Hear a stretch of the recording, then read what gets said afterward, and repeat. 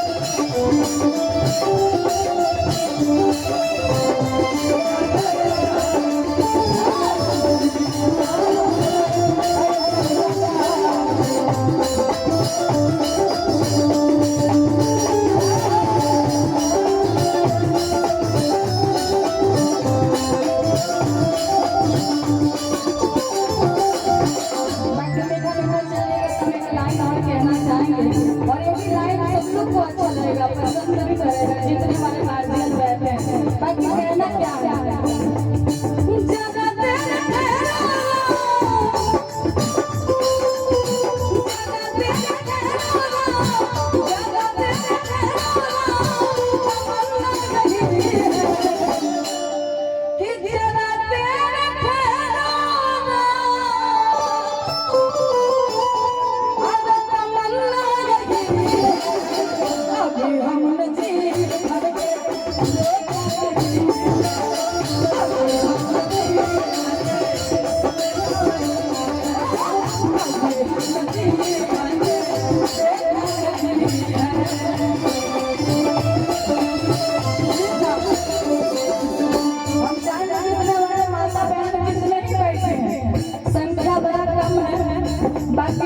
कहना चाहेंगे कहीं दरिया का कहीं पानी है, कहीं दरिया का कहीं पानी है।